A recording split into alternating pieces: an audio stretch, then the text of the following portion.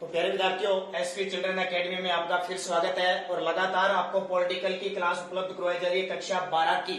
और जैसे कि आपको पता है, खंड ब आपको उपलब्ध करवाया जा रहा है। भारत में शासन व लोकतंत्र पहले अध्याय का नाम है, पहले इकाई है उसका पहला अध्याय है, उसका नाम क्या है। और पार्ट नंबर 3 लेके आए हैं। 2 पार्टों में हमने बात क्या कर ली, संविधान की विशेषता चल रही है। और छठी विशेषता हमने पढ़ ली थी, मौलिक अधिकार पढ़े थे ना अपने, मौलिक अधिकार कि हमें संविधान के द्वारा कौन से अधिकार दिए गए हैं।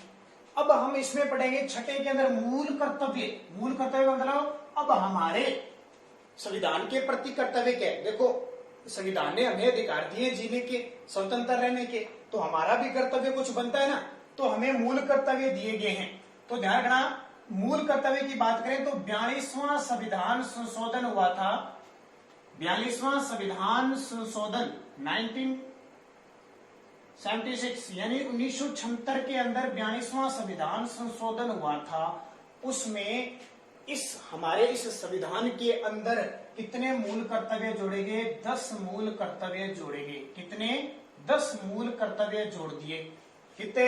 10। किसमें? 42वें संविधान संशोधन। पेपर में आएगा सीधा कि मूल कर्तव्य कब जोड़े गए, तो 10वें संविधान संशोधन 1976 के द्वारा 10 मूल कर्तव्य जोड़े गए। जैसे हमें कहा गया ना कि हमें शासन के प्रति, संविधान के प्रति सच्ची श्रद्धा रखनी है, सार्वजनिक जो स्थान है उनको नुकसान नहीं पहुंचाना है, हमेशा स्वच्छता बनाए रखना है, जब भी देश की जरूरत होगी देश में तो हमें उनकी रक्षा के लिए तत्पर रहना है। सारे सुनते हो ना आप, सारे के सारे 10। अब वर्तमान में कितने हैं? वर्तमान में 11 मूल कर्तव्य हैं। वर्तमान में 11 मूल कर्तव्य हैं, ध्यान रखना। अब ये 11वां कौन सा है जी? हमने ये मूल कर्तव्य लिए कहां से? रूस से लिए। किस देश से लिए? रूस में से मूल कर्तव्य चलते हैं जो हमने भारत में ले लिए। वर्तमान में 11 मूल कर्तव्य। 11वां कौन सा है? तो ध्यान रखना, 86वां संविधान संशोधन। कौन सा संशोधन है? 86वां संविधान संशोधन हुआ 2002 में। 86वां संविधान संशोधन 2002 में हुआ। इसके तहत हमारा कौन सा मूल कर्तव्य जोड़ा गया? 11वां मूल कर्तव्य जोड़ा गया। और 11वां मूल कर्तव्य है क्या?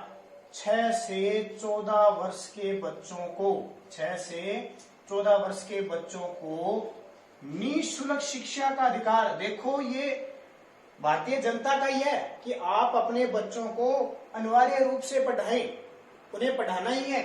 6 से 14 वर्ष के बच्चों को निःशुल्क शिक्षा का अधिकार, यानी आप बच्चों को पढ़ाए। और सरकार क्या कहती है, देश क्या कहता है, हम उन्हें निःशुल्क पढ़ाएंगे। तो ये 11वां मूल कर्तव्य जोड़ा गया। और ये शिक्षा का अधिकार हमारे देश में अप्रैल 2010 से लागू हो गया। कब? अप्रैल 2010 से पूरे देश में लागू हो गया। आप कभी भी जो प्राइवेट स्कूल है ना, वहां जाके देखना, आरटीए के तहत अब वर्तमान में 2.5 लाख 2,50,000 रुपए तक जिस परिवार की आय है उसका बच्चा उस स्कूल में निःशुल्क पढ़ेगा। और वहां सीटें निर्धारित होती है। हर स्कूल में 25%, 100 में से 25% बच्चे हैं वो फ्री पढ़ते हैं। इसके तहत तो ये सारी बातें आपको याद रखनी है। और क्या है इसमें आपको बता देता हूं मैं। तो ये सारे मूल कर्तव्य हमें आते हैं। हमें संविधान की रक्षा करनी है, संविधान के नियमों का पालन करना है, देश में जब भी जरूरत पड़ेगी हमें उसके रक्षा के लिए तत्पर रहना है, सार्वजनिक स्थान है, राष्ट्रीय झंडे का सम्मान करना है, राष्ट्रीय गीत का सम्मान करना है। सारी बातें मूल कर्तव्य के अंदर है। तो आशा करता हूं छठा संविधान ये आपको विशेषता पता लगी। अब 7वां देखिए, 7वें में क्या है?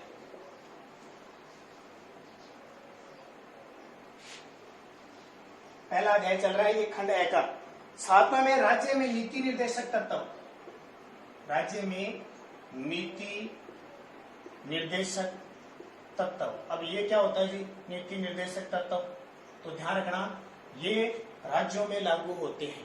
नीति निर्देशक तत्व हमारे जो अनुच्छेद है, अगर आपसे अनुच्छेद पूछे तो 36 से लेकर 51 तक जो अनुच्छेद है नीति निर्देशक तत्व है। और भाग 4 टोटल अनुच्छेद हमारे भाग कितने संविधान में? 22 में से चौथे भाग में नीति निर्देशक तत्व है।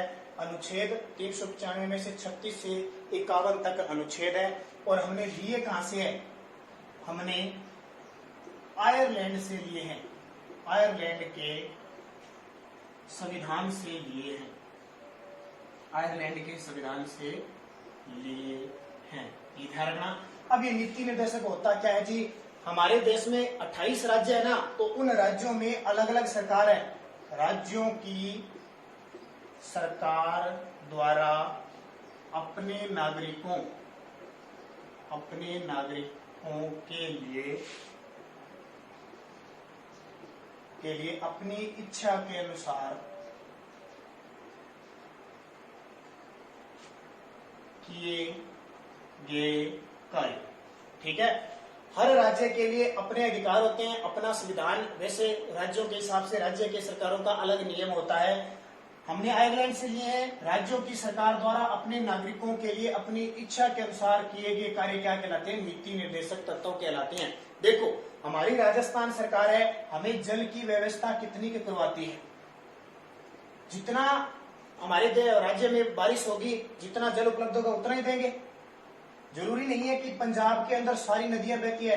पंजाब में तो एक व्यक्ति को 20 लीटर पानी मिल रहा है, राजस्थान में भी एक व्यक्ति को 20 लीटर रोज का पानी मिले, कोई जरूरी नहीं है। इसका मतलब है राज्य अपने राज्यों में जितनी सुविधा होगी उतना ही देगी।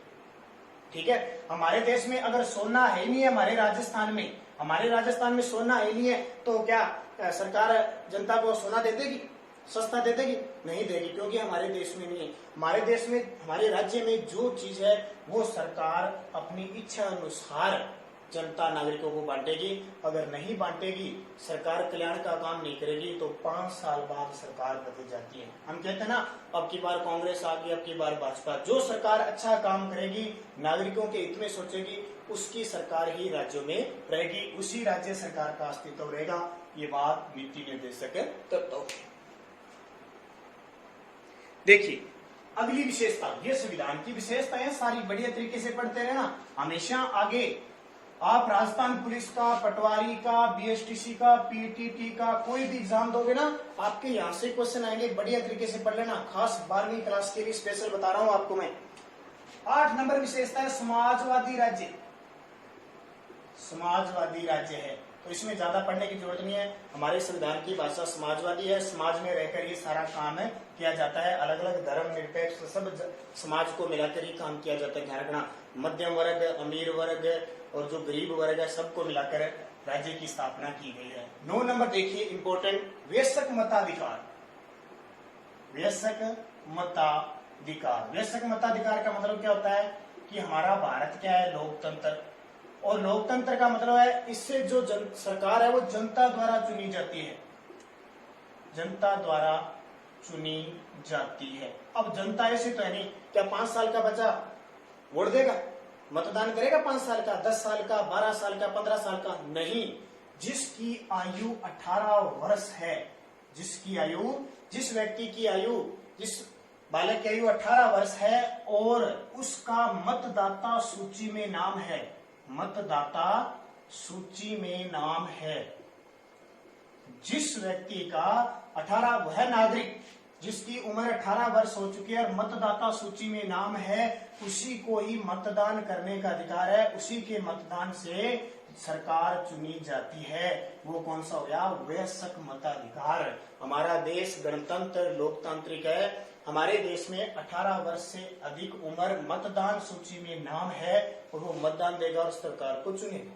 ऐसे नहीं कि आज वो 25 साल का है, उसका पहचान कार्ड बना ही नहीं है, मतदाता सूची में नाम ही नहीं है, वो वोट दे सकता है? नहीं। वोट कब देगा? जब उसका मतदाता सूची में नाम होगा।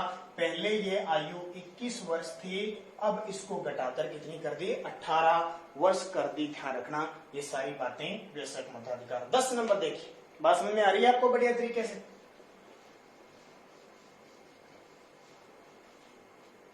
10 नंबर देखिए, पंथ निरपेक्ष राज्य। पंथ निरपेक्ष राज्य। पंथ निरपेक्ष राज्य का मतलब क्या है? हमारे देश का कोई पंथ नहीं है, हमारे देश का कोई पंथ नहीं है। इसका मतलब क्या हुआ? हमारे देश में कोई धर्म नहीं है, कोई भी धर्म नहीं है। पहले हमारे देश को हिंदुस्तान कहते थे। क्या आज आप हिंदुस्तान पढ़ते हो क्या?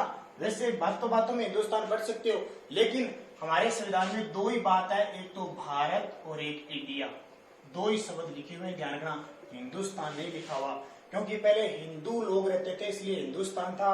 अब कोई भी जाति रह सकती है, सिख, मुसलमान, बौद्ध, जैन, ईसाई, हिंदू सब रह सकते हैं और कोई भी धर्म का पालन कर सकता है, कोई किसी का पंथ नहीं होता है, ठीक है। इस पंथ निरपेक्ष का मतलब हो गया न तो कोई धार्मिक किसी का कार्य में व्यवधान डालेगा, न किसी धर्म की बुराई करेगा, न किसी धर्म के दूसरे पालन करने का किसी को मजबूर करेगा। आज मैं हिंदू हूँ, कोई मुसलमान है तो मुसलमान मुझसे ऐसा नहीं कह सकता कि आप मुसलमान बन जाओ, न हम उस धर्म की कटनी कर सकते हैं, ठीक है। तो वो पंथ निरपेक्ष है। हमारे देश में अनुच्छेद 25 है ना, अभी हमने पढ़ा था मौलिक अधिकार, अनुच्छेद 25 के अनुसार धार्मिक स्वतंत्रता का अधिकार है, धर्म की स्वतंत्रता है, कोई भी धर्म अपना सकते हैं हम, लेकिन धर्म के नाम पर देश को बांट नहीं सकते, सिर्फ अपना धर्म का पालन करना है, अपनी पूजा पाठ करनी है। तो भारत क्या है, धर्म निरपेक्ष, भारत का कोई धर्म नहीं है, सब धर्मों का भारत क्या करता है, सम्मान करता है, ठीक है। ये बातें अगले जो कुछ विशेषताएं हैं वो अगले पार्ट, चौथे पार्ट में पढ़ेंगे, क्योंकि लगातार हमारी 10 से 12 मिनट की क्लास चलती जाएगी, और भी सब्जेक्ट आपको पढ़ने होते हैं, इसलिए आपको दिक्कत नहीं हो, तो आपको हर रोज 10-12 मिनट की पॉलिटिकल की एक दिन छोड़कर आपको क्लास मिलती रहेगी। आप इनके नोट्स बना लीजिए, बहुत इंपॉर्टेंट है। जब आपका पेपर होगा ना तो देख लेना, सीधे सीधे आपके पेपर यहाँ से क्वेश्चन उठ जाएंगे। तो धन्यवाद।